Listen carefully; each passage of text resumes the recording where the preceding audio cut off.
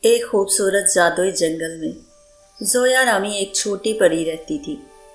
زویا بہت نرم دل اور بھولی تھی۔ ایک دن اس کی ملاقات میرا سے ہوئی، جو ایک چمکدار اور حسین تتلی تھی۔ میرا کی باتیں شہد سے زیادہ میٹھی Come تھی۔ closer, dear Zoya. Feel the magic.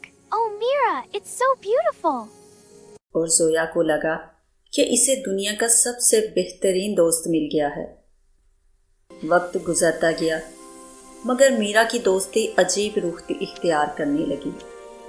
میرا ہمیشہ زویا سے کہتی، تمہارے پر کتنے کمزور ہیں، میرے بغیر تم کبھی اونچی اڑان نہیں بھر سکتی۔ جب بھی کوئی دوسری پری زویا سے بات کرنے کی کوشش کرتی، میرا کوئی نہ کوئی جھوٹ بول کر اسے دور کر دیتی۔ میرا ہمیشہ اپنی تعریف کرتی اور زویا کی محنت کا مذاق اڑاتی۔ زویا کو لگتا تھا کہ میرا اس کی خیر خواہ ہے، مگر اندر ہی اندر زویا کی خوشی اور چمک ختم ہو رہی تھی۔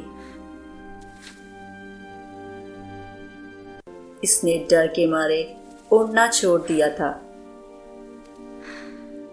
ایک دن جنگل کے پرانے اور عقل مند الو نے زویا کو مرجھایا ہوا دیکھا تو اس نے کہا، زویا، دوستی وہ پھول ہے جو تمہیں کھلائے، وہ کانٹا نہیں جو تمہارے وجود کو زخمی کر دے۔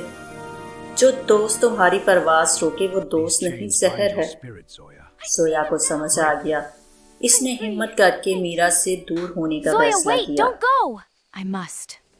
Zoya, this is my path now. میرا نے بہت غصہ دکھایا اور اسے ڈرانے کی کوشش کی، مگر زویا نے پہلی بار اپنی طاقت پر بھروسہ کیا اور وہاں سے اڑ گئی۔ جیسے ہی زویا اس زہریلی دوستی سے آزاد ہوئی، اس کے مرجھائے ہوئے پنکھ دوبارہ سے چمکنے لگے۔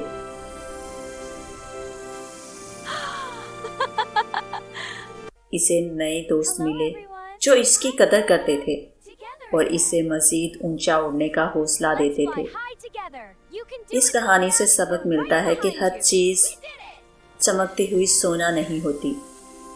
اگر کوئی دوست آپ کو چھوٹا محسوس کروائے یا آپ کی خوشی سے جلے تو وہ دوستی نہیں بلکہ ایک بوجھ ہے جس سے نکلنا ہی بہتر ہے۔